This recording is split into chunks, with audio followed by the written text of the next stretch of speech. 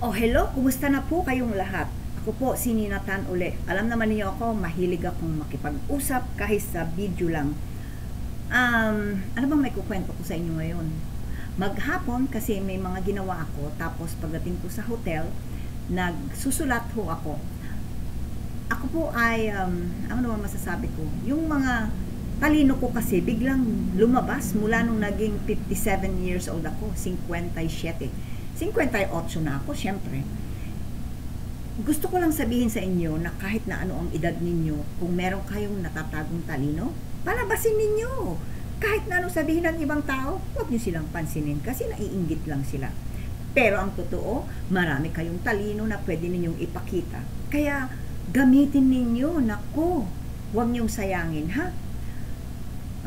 Nagsusulat ako mahigit ng 10,000 yung mga salita ko na ilalagay ko sa computer para pag ready na ako na ilabas yung aking libro, mababasa nyo. Maganda yung mga sinasabi ko sa inyo kasi katotohanan yun. O sige, hindi ko na pahahabain ng video nito ha.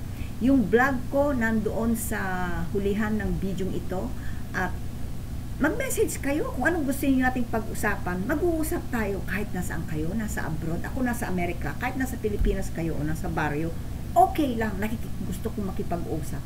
Huwag lang tayo mag-chismisan ha, kasi masama yun. O sige na, maraming salamat.